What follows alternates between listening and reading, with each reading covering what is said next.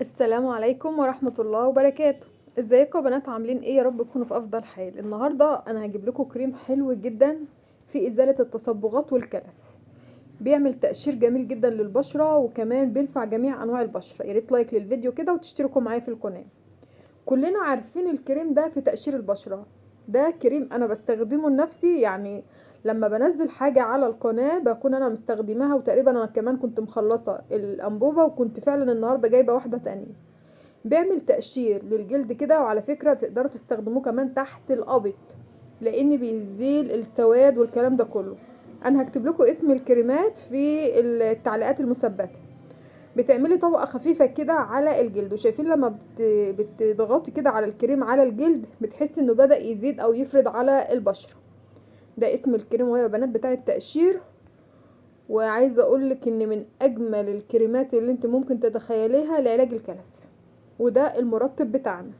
لازم طالما عملتي تقشير لازم يكون معاكي مرطب. الكريم بتاع التقشير ده بنحطه في المساء لمدة ساعة واحدة كل يوم، والكريم المرطب بنحطه بالنهار. المرطب ده يا بنات هو من اجمل المرطبات اللي انتم ممكن تتخيلوا. بتحطي طبقة منه كده اول ما تغسلي وشك وتقومي من النوم الصبح. بتحطي طبقة كويسة على الجلد. ميوست وان. ميوست وان ده من افضل الكريمات المرطبة للبشرة، وخصوصا البشرة الدهنية الحساسة. عايزة بشرتك ما يبقاش فيها كلف وتصبغات وبشرتك حساسة، استخدمي الكريم المؤشر، ولازم يكون معاكي المرطب. ميوستا وان ده المرطب. تقدروا كده تاخدوا سكرين للشاشة او تكتبوا الاسماء دي عندكم. ولازم طبعا لازم يكون معانا واقي شمس.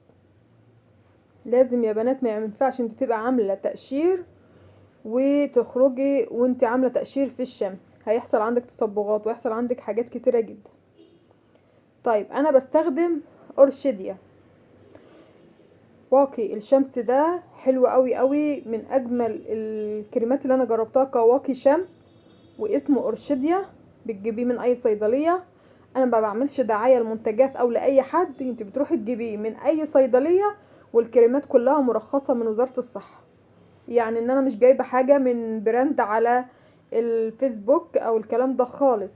الكريم اللي ما تلاقوهوش موجود في الصيدلية ومترخص من وزارة الصحة ما تجيبوهوش، وخصوصا للبشرة.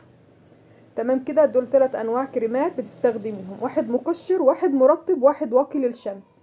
لو انت عايزه اسعارهم اقولك اسعارهم، اقولك انا جايبهم بكام. ومش عارفه بقى، ممكن صيدليه من الصيدليه تختلف في السعر ولا لا، ولكن هم برضو مش مكلفين على حسب الكريمات التانية. بالله عليكم يا بنات لايك للفيديو واشتراك في القناه. والسلام عليكم ورحمه الله وبركاته.